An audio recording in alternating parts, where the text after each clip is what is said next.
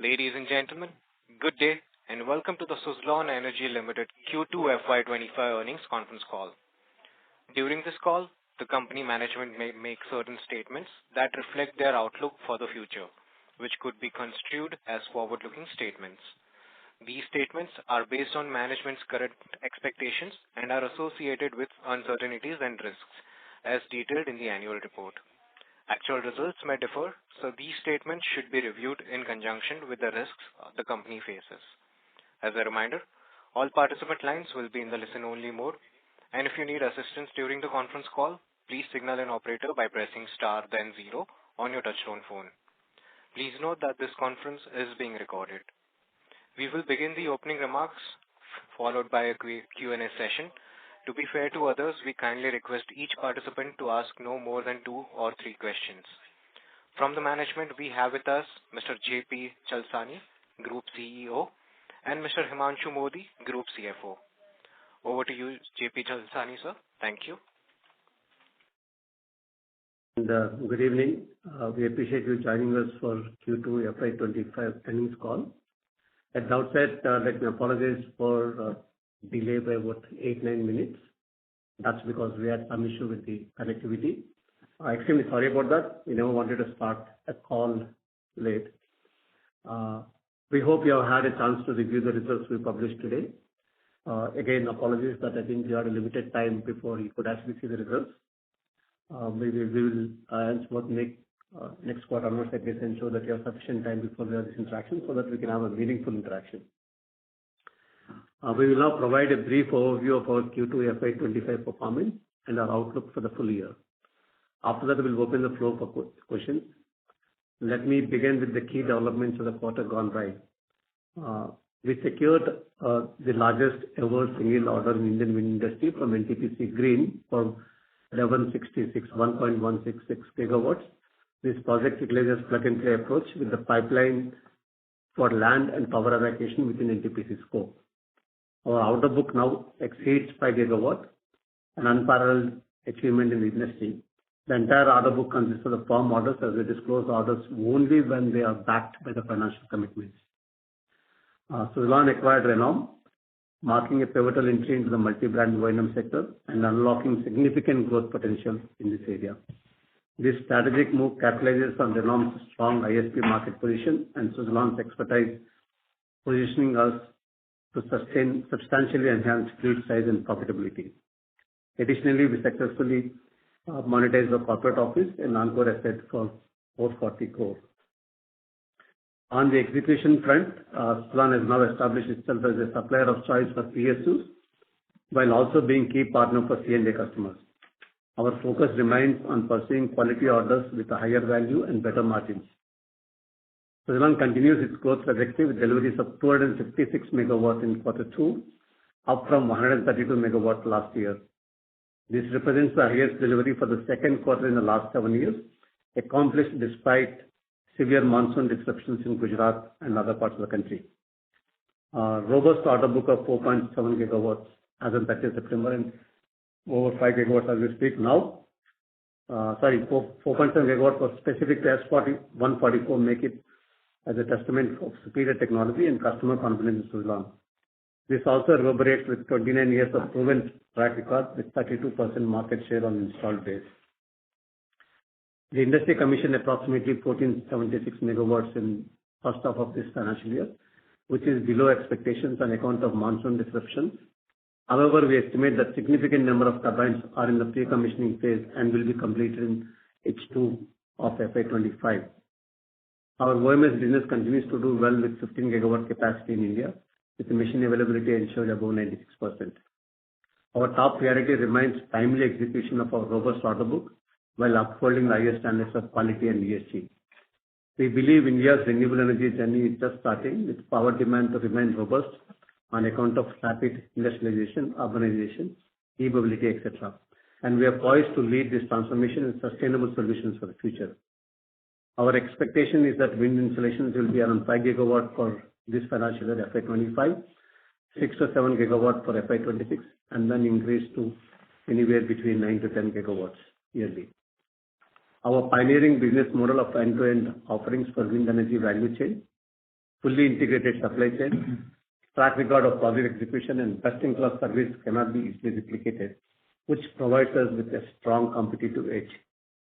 I would now like to invite Himanshu to take you through the financial performance. Himanshu, over to you. Thank you, JPC sir, and good evening, ladies and gentlemen. I would be using slide numbers 17 to 25 of our investor presentation, which has now been uploaded on our website, www.suzlon.com, as a reference point for my discussion during this presentation. The largest single order of 1.1 gigawatt from NTPC is a testament to Suzlon's resurgence as a market leader in the PSU segment. With the largest ever order book of 5.1 gigawatt, we now have clear visibility of the orders that need to be tentatively executed over the next 18 to 24 months.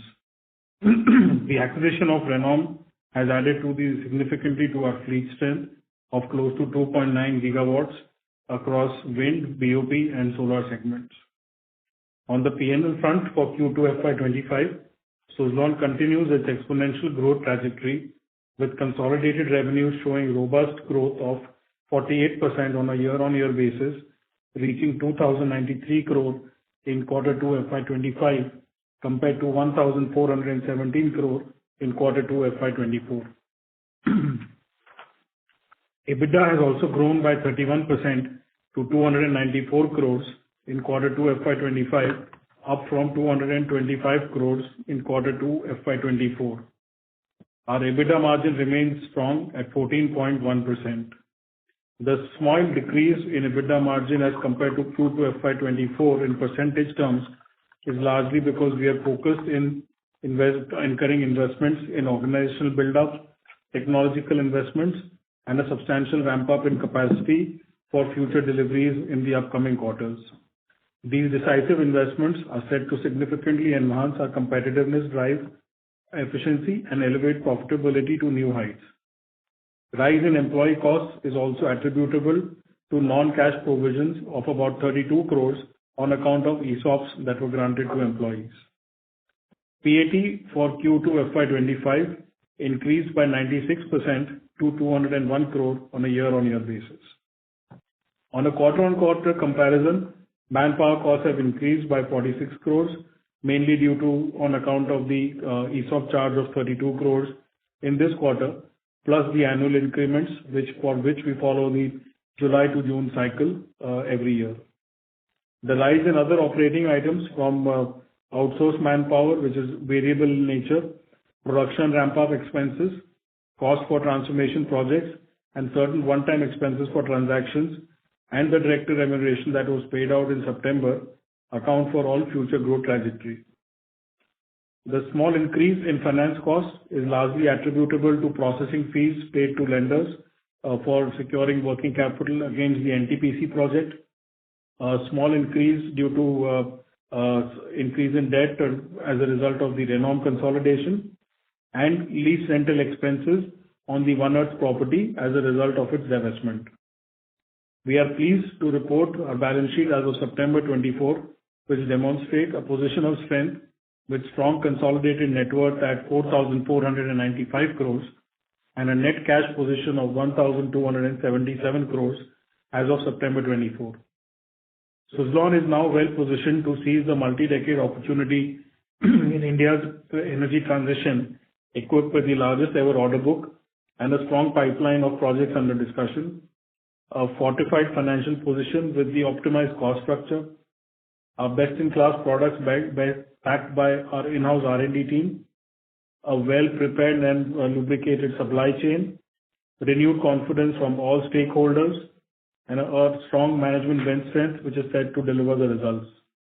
The comprehensive approach positions us to capitalize on emerging opportunities and drive sustainable growth. With that, I'd like to conclude my presentation and open the floor to any questions that the callers may have. Thank you. Thank you very much. We will now begin the question and answer session. Anyone who wishes to ask a question may press star and 1 on their touchtone phone. If you wish to remove yourself from the question queue, you may press star and 2. Participants are requested to use handsets while asking a question. Ladies and gentlemen, we will wait for a moment while the question queue assembles.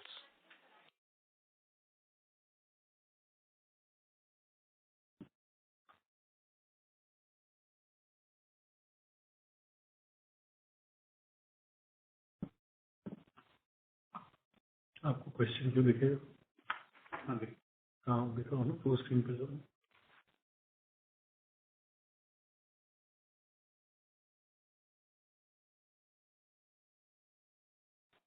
Our first question comes from Ganesh.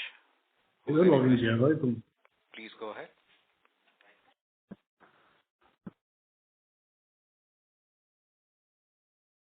Yeah, please go ahead. Ganesh, your line is unmuted. Please proceed with your question.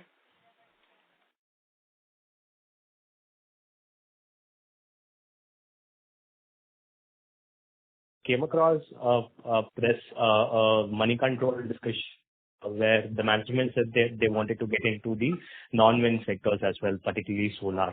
I just want to check what is the management's current thought process around this. I have no idea about what written in the money control because we never spoke about getting into solar. And we've been on record always saying that we would remain in our core business and anything connected with that is what we'll keep doing it. At this stage, we have, but at the same time, we said that if there is any client who wants us to do the full project, which includes solar and wind component, we are willing to take up that job and do for the client because they want one single supplier.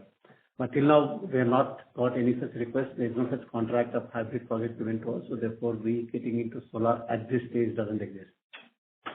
Got it. Thank you so much, sir. That's all from me. Thank you. The next question comes from Shweta Dikshit from Systematics Group. Please go ahead. Hi, good evening, sir. Good evening.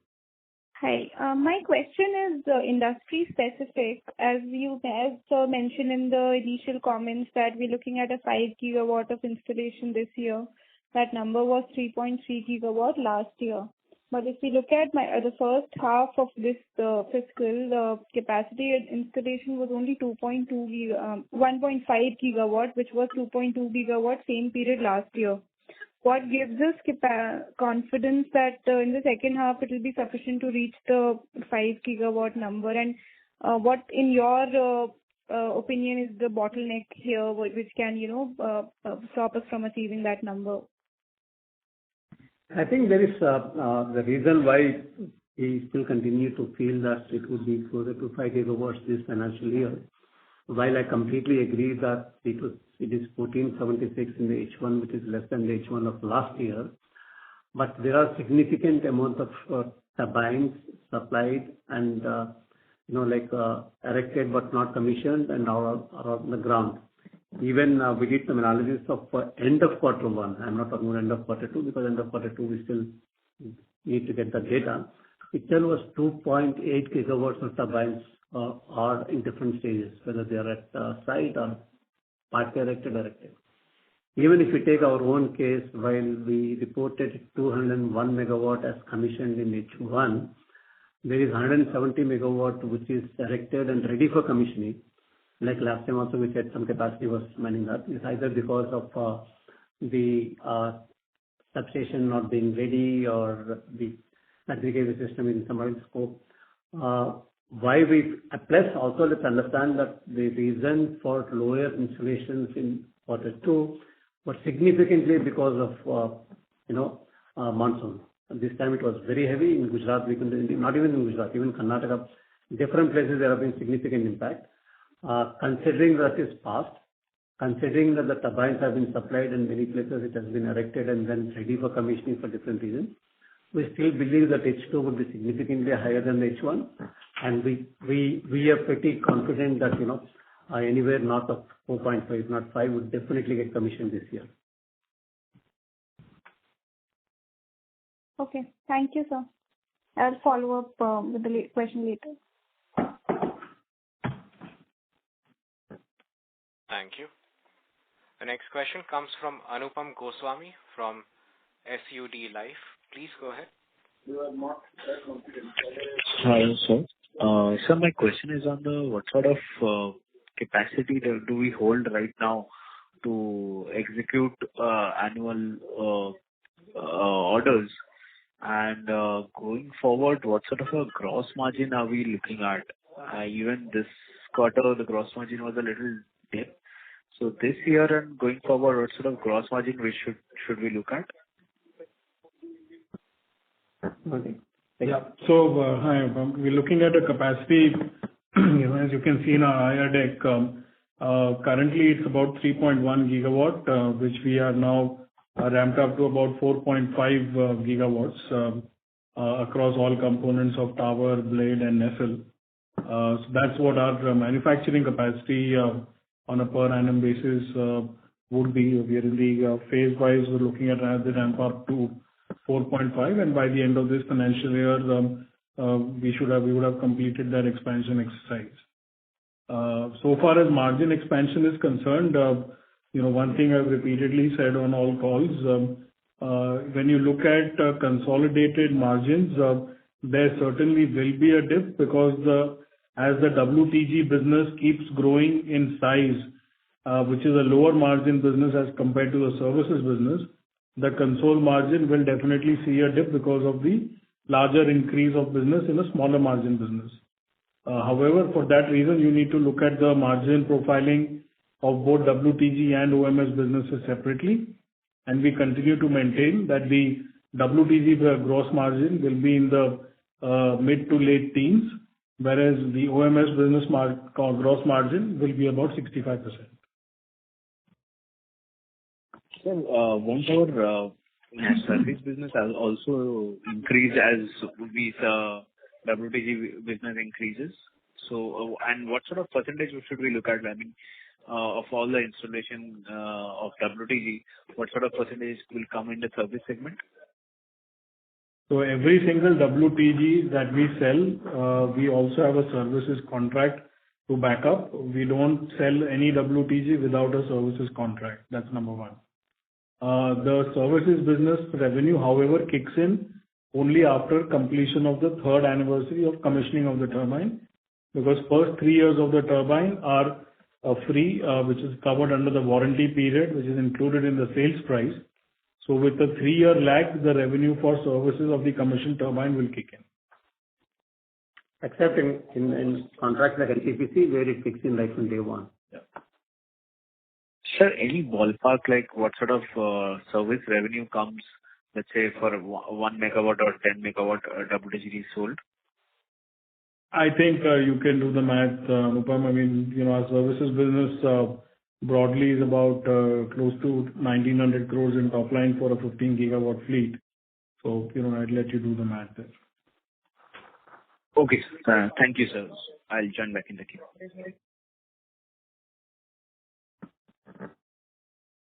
Thank you.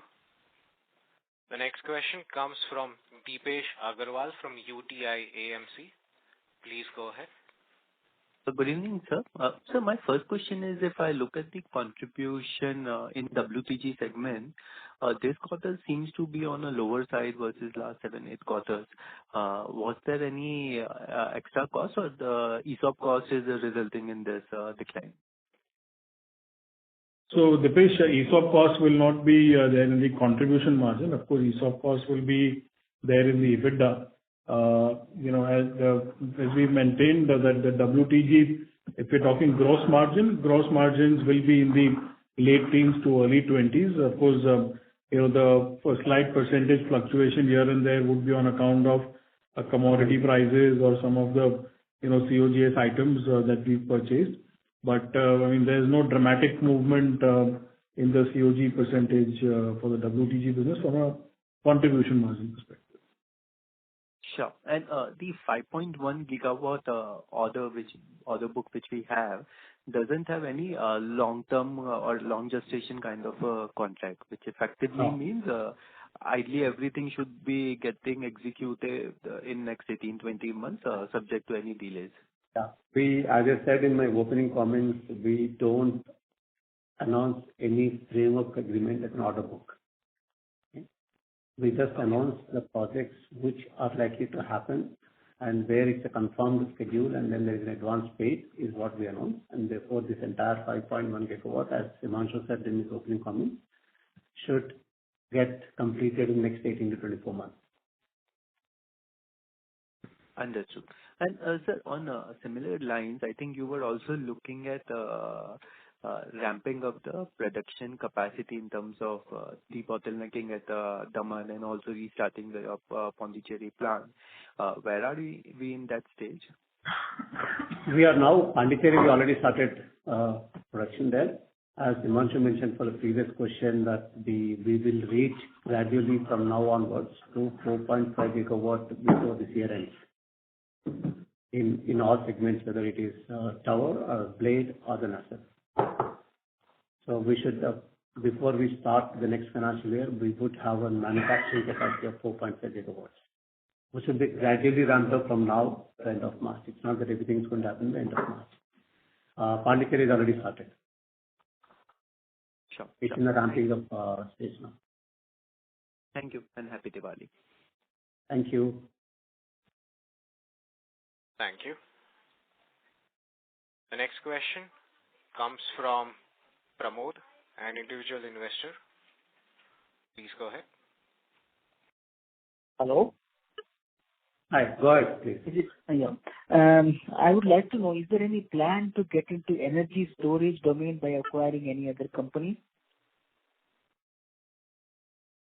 At this stage, if you ask me at this instant, no. But having said that, as we move ahead, we would explore different opportunities from time to time, which is closer to our business, what we do. As long as we remain within the RE business, if it's going to enhance our core business, obviously we will look at it. But right now, there is no such proposal. But I'm not saying outrightly no. So these are for the future. Right now, we're in a stage of consolidating our core business, quarter-on-quarter basis. And once we do that in the next couple of quarters, then obviously we would look at other opportunities for growing around our core. Okay, thank you. So did we add the Renom revenue in this quarterly result or it's not included? Yes, we've consolidated Renom on a line-by-line basis. Although for this quarter, it has been for about a 25-day period. I mean, as you know, the acquisition got consummated in the first week of September. So the line-by-line consolidation for a proportionate time period is only for about 25 days. Okay, sounds good. Thank you. Thank you very much. Thank you. The next question comes from Amit Bhinde from Morgan Stanley. Please go ahead. Yeah. So I just want to understand the kind of works that we Sorry to interrupt. Mr. Bhinde, you're sounding a lot soft. So if you can... is it better now? Much better. Yeah. Please go ahead. Yeah. Okay. Thanks. Yeah. No, you continue to be soft, but little louder. Don't be harsh on us. Yeah. So, sir, I just wanted to understand the kind of one-offs that we have had because of the multiple transactions, the Renom acquisition and the One Earth sale that could be a part of the other expenses. And also, how much is the lease expense related cost in the other expense and the interest cost? So I'll answer your second question first. So there will be, when we divested One Earth in a sale and leaseback transaction, we confirmed that there will be an approximate 4 crore per month charge on account of the One Earth transaction in the P&L. Of course, that is on a gross basis. We also have rights to sublease the premises. So that subleasing efforts have already started, which would, of course, as in when we get third-party rentals, the 4 crore expense will keep coming down. But as of now, the worst case you have to assume a 4 crore monthly P&L charge. And there are no significant, while there are some one-off cost items on acquisition of Renom and One Earth transactions, but those are not significant. The one-off items that we are incurring are largely related to future capacity expansion, incurring some of our IT expenditure, ramping up SAP. We're implementing S/4HANA, for which there are certain one-off costs which are for the long-term benefit of the organization, but no significant one-off costs on the Renom or One Earth transactions. Right. Got that. Another question that I had was, as you mentioned in the previous question, that the service contract for NTPC would start from the first day itself. So, on that note, would the realization per megawatt for the WDG be lower? Because right now, when you have around 5.8 crores per megawatt on your WDG, that's including the 3-year free service period. So would NTPC have different terms and different pricing? No. So you're saying that despite this 3-year warranty period not being there, our per megawatt realization could be in the same range of 5.8 to 6? Yes.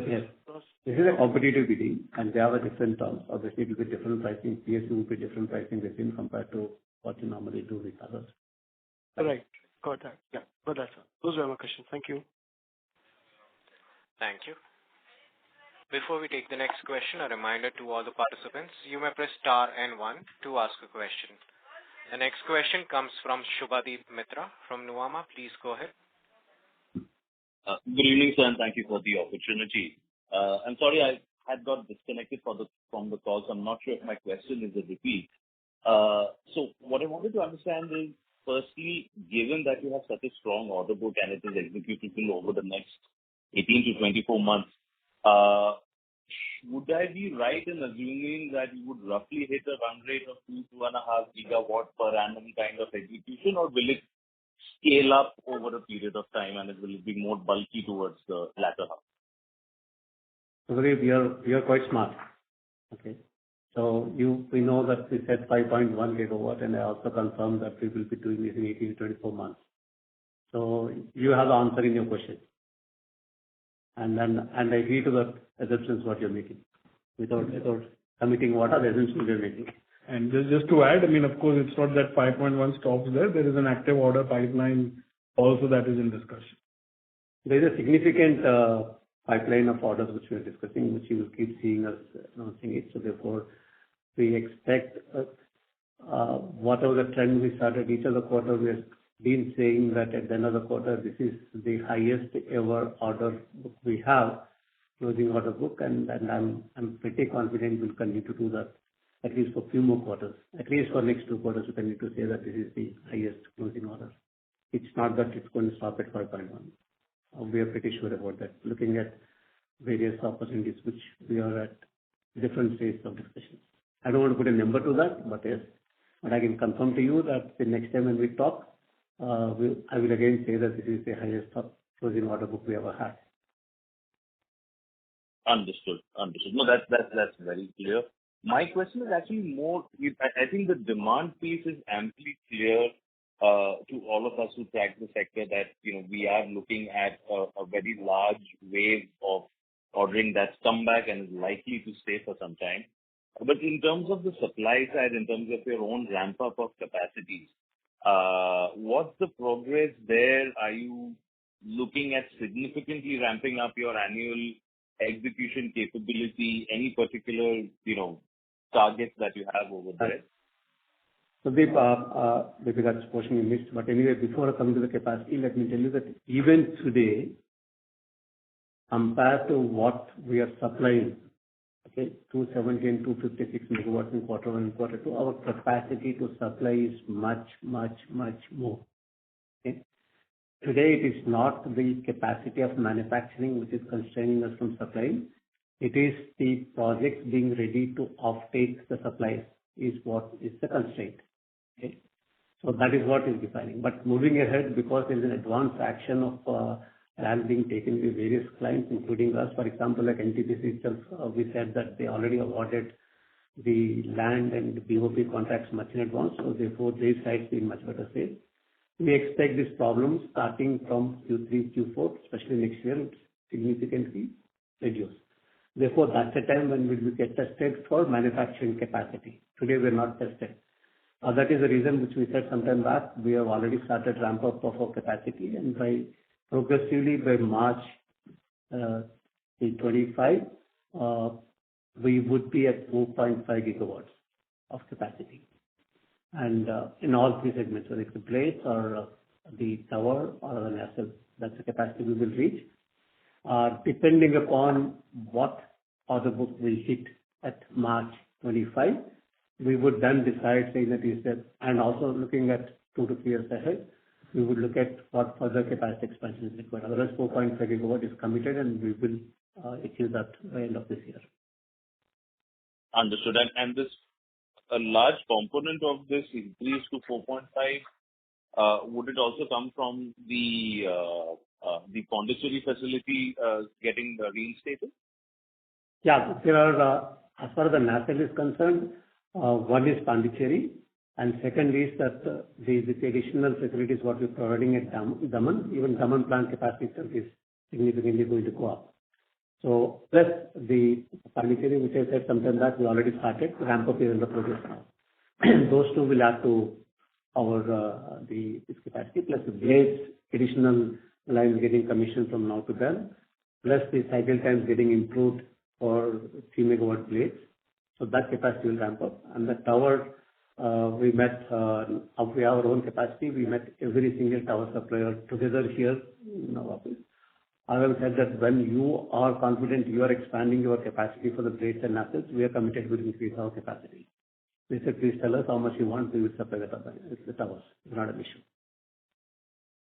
Understood. Understood. And so lastly, on margins, any particular reason why this particular quarter's margins are slightly on the weaker side, or is it more of a timing issue and you expect things to get better? No. So again, Subhadeep, I don't know why you think it's on the lower side. Of course, if you're looking at Concall, it will continue to be lower as the WTG business increases in the overall mix of the business between WTG and OMS. But other than that, really there is not much of a swing in margin. It remains to be steady. If you look at the WTG business, it is close to about 22%, and the OMS business continues at about 67%. Understood. Understood. That's it from my side. Thanks. Thank you.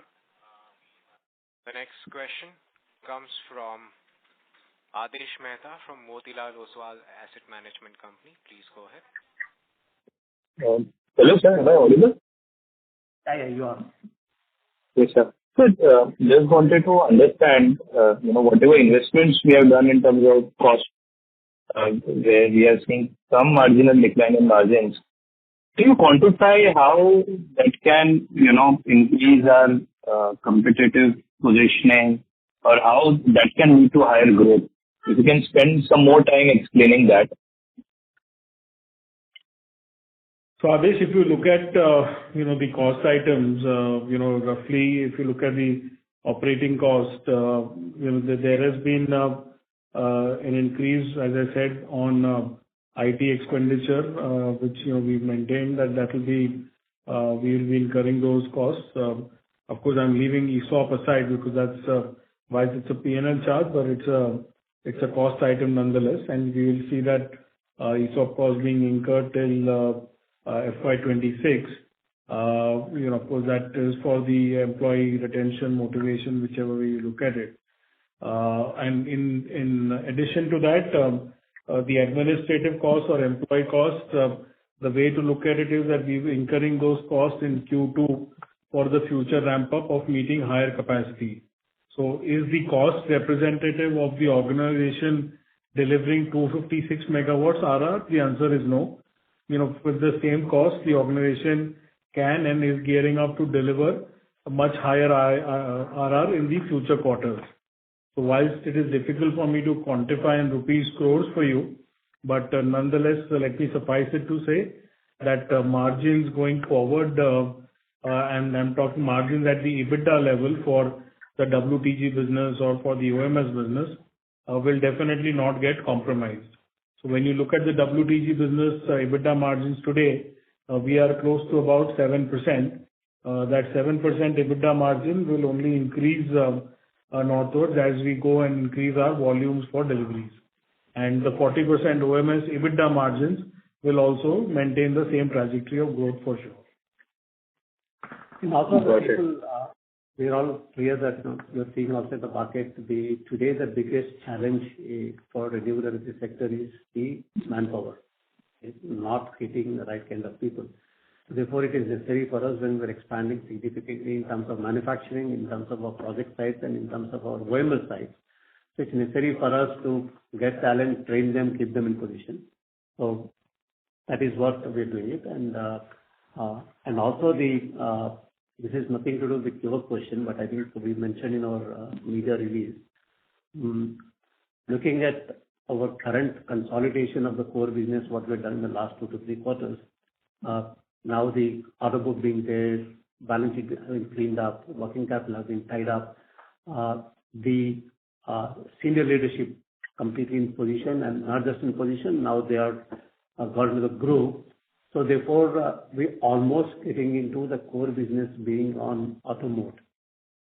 That's why sometime back when we talked about storage and other things I was mentioning is, we thought that this is the right time we start looking at what next for us to do, what is the strategy. So first thing is we ourselves are the strengthening our strategy in the whole strategy team, and we just hired the chief strategy officer.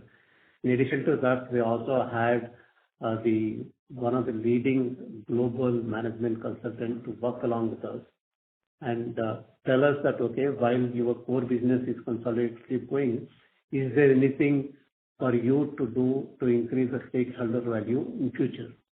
So therefore, that exercise which we started, maybe it will take about anywhere between 4 to 6 months before we conclude saying that, okay, there are opportunities adjacent to what we are doing, which can enhance the value of the core business as well as expand our business in the further areas.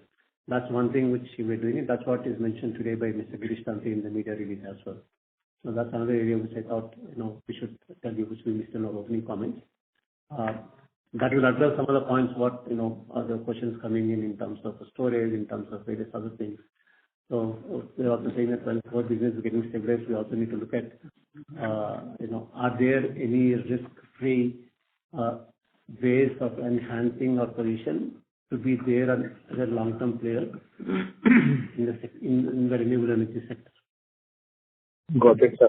And I also wanted to understand that first half has been very peculiar for us in the sense that deliveries have been, at least 2x the number of installations. So how long can this continue? As I said some time back, there is a significant gap in the industry between the supplies versus COD. Okay? In fact, if you also analyze the actual commissioning, what happened in the quarter 1, quarter 2, also we see some extent analysis not completely done. In the quarter 1, what got commissioned out of the 770 megawatt, close to 600 megawatt, were the turbines which got supplied in 21 and 22, year 21 and 22. Okay. So all this got stuck for different reasons. Now I think they're getting unblocked. Therefore, even today, the significant amount of turbines supplied on the ground are erected, ready for commissioning and various things. And my assumption is that as we keep moving forward,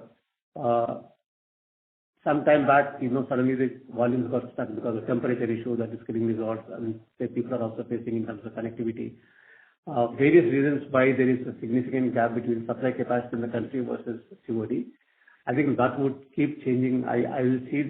We feel that Q3 onwards you'll see a difference in COD, gradually improving quarter on quarter. Thank you, sir. Wish you all the best. For the sector.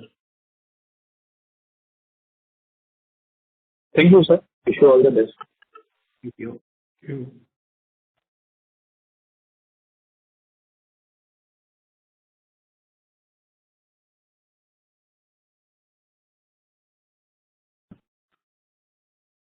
Sagar, can we take the next question, please? Yes, thank you. The next question comes from Vikas Mukundan, an individual investor. Please go ahead.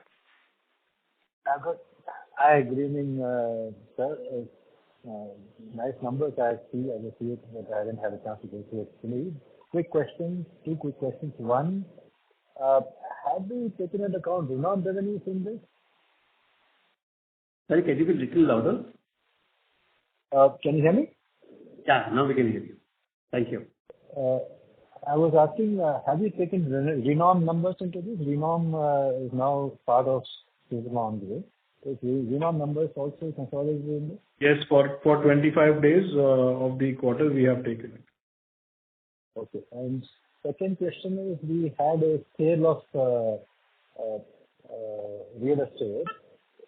Is the profits of that also taken into this? No. No. That's not been taken into this. No. And I see, sir, even though the numbers have gone up from 170 in Q1 to 246 in Q2 in terms of installation, commissioning, revenues are not bumped up much. Any reason?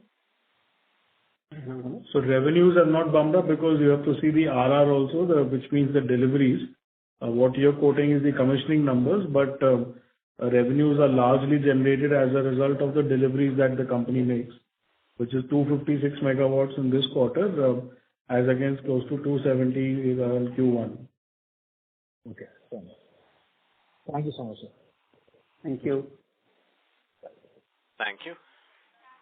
Kitna hai bhai, Q? The next question comes from Manoj, who's an individual investor. Please go ahead. Sudhanshu bhi hai kya?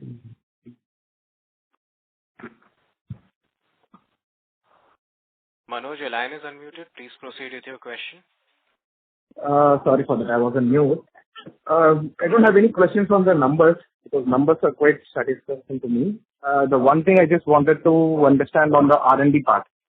So currently we have, S144 is the model, which we are widely exporting. So is there any other turbines, which is in R&D process, let's say for 5 megawatt? One is that. And the other question is regarding, apart from India, are we doing any operations outside India? I just wanted to understand. We were doing it before, but not sure after COVID, how is that? On the second question, first on operations wise, as we do have a service business outside India even today, that we have significant turbines supplied India internationally. So some part of that remains with our service business. In fact, we are now aggressively working with what other turbines we lost out earlier to get that. So the service business continues and we'll continue to grow the service business internationally outside India. On the turbine make, yes, today is S144 is what is significantly being produced.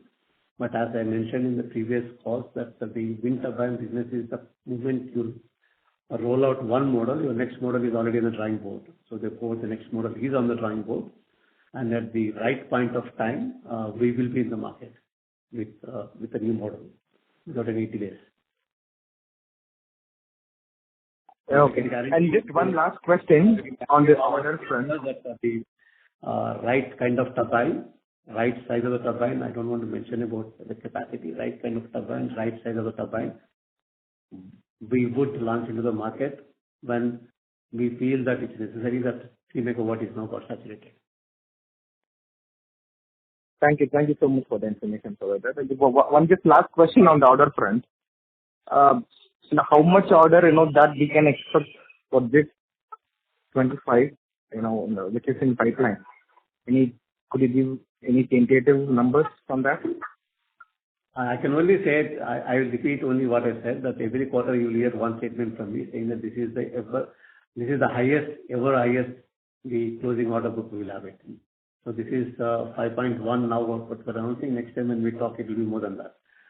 I don't want to put a number to it because if I want to throw a number, I can also throw a big number, which is actually on the table. But that doesn't make any sense for throwing a number so much of we're discussing. But I can tell you is that there are significant, serious offers on the table which are in the final stage of discussion. And our order book, as I said that earlier also, that once it's finalized, contract is signed and we receive the required down payment, then only we'll announce to the market. No framework, no nothing else will announce. But yes, I don't want to put a number to it, but Manoj, there are significant orders which we are discussing at this stage with different clients. Yes, as we also know that there are public sector tenders out there, even NTPC tender is out for the next one in Karnataka. So there are quite a few public sector tenders as well. Great. Thank you. Thank you so much for the information. All the best. Thank you. Thank you. The next question comes from Sudhanshu Bansal from JM Financial Limited. Please go ahead.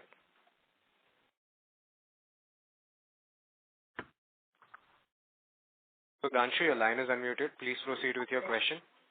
Hello. Good evening, sir. I have the two questions. One is, how do you see the competitive intensity emerging as some of the Chinese players and Indian players both are becoming aggressive in the Indian market? Second is, with respect to SE Forge, do we have any plan for growth in this particular business beyond our WTG business, sir? Thank you. The first one, Sudhanshu, obviously, we never wish away the competition. Competition is there, will be there, it will get intensified further. We all know that there are more and more players coming from outside. But you are the one who has been tracking the sector for ages. You know that even in FY17, when we were doing significant amount of turbine supply, also we had a tough competition, but that time it was the European players and the American company. Now that got changed to the other companies. So competition has always been there and would continue to be there. We are absolutely conscious about that, and we know that we need to be completely prepared and constantly keep sharpening our model, reducing our costs, but not, again repeat that we will not compromise on our margins when we take our orders. So we'll sharpen our costs, we will do different aspects of it. We will face the competition, but competition will be there. We're not wishing away the competition. We are watching it every day. There are not just the current players. We know that there will be more players coming in.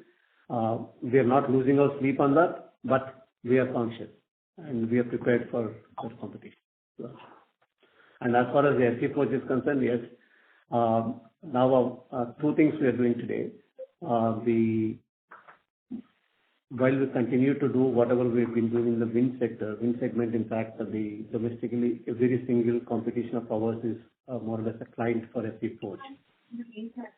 What we are doing now is two things. One is we are doing geographical expansion, looking at more and more exports.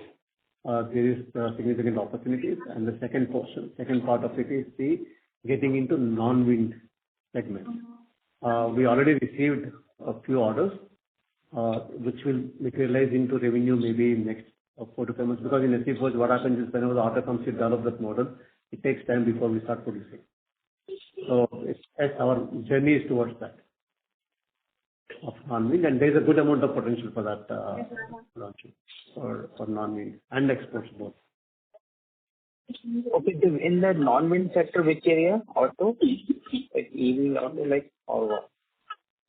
Non-wind sector is in terms of bearings for different industries as far as forging is concerned. In the foundry, we're looking at the defense sector, railway sector, and also maybe the indirectly a non-wind sort of a thing. We don't know, they will use these things in different places, like a smaller gearbox and everything for them, the castings. So some of them might get into wind, some of them might get into non-wind sectors. Okay, sir. Thank you, sir. Thank you. The next follow-up question comes from Amit Binde from Morgan Stanley. Please go ahead. Hello, sir. I was just going through the industry slide in the VPD. There you have mentioned that CNI sector requires 78 gigawatt of renewable. I think earlier, almost 6 months ago, we were talking about 15-20 gigawatts. So what in your assumption has changed so much that it went from 15-20 expectation to 78? That's one. And secondly, the next line says 35 gigawatt plus wind pipeline of central state utilities, etc. So what is the safe timeline that we should assume that once the ordering has happened and the IPPs have won the bid, and the timeline to place the order for any of the wind OEMs? Yeah. On the C&I segment, we mentioned the source there. ICRA's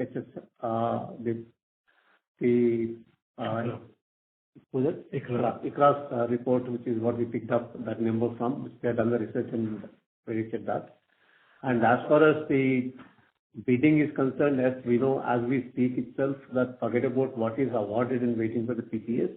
There is about 23 gigawatts of 50% of it is one portion of the auction done. The e-reverse auction has to happen, and another 11.5 gigawatt or so where the bids are announced, but which is to be submitted. But having said that, if you look at our mix of orders, which we are given in our presentation, that 75% of our order book is from C&I and public sector. Only about 24% or so is from the bid PPAs. Our dependence on bid PPAs is much less compared to the market. It's predominantly the C&I and the public sector. And also just to clarify that 78 gigawatts is for the entire renewables, not just for the wind. Right. Okay. Yeah. So probably, sorry, I got confused on that one. Sorry. All right. Thanks for the clarification. Thank you. Thank you. The next question comes from Johnson.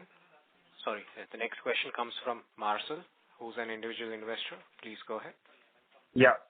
My question is first regarding that although in this quarter, our turnover has gone up by almost about 80 crore something, but 65 crore is the increase in other expenses. So why it has increased so steeply, and what action are you going to take to control these costs so that like this kind of hike is not there in the other expenses in the coming quarters? So, Marcel, as we explained earlier, some of these costs are one-time in nature, I wouldn't say one-time, but incurring one-time for long-term benefit of the organization, like implementation of SAP S/4HANA module, IT expenses, which is building a more robust organization for the future.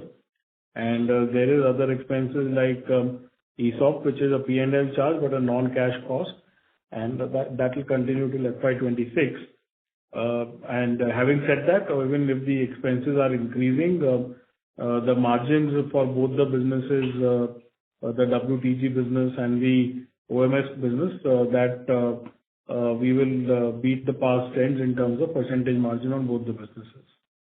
Okay. So second question that means like although our order book has a significant increase from about 1.5 gigawatt to 2 gigawatt to about 5.1, that's a very good thing.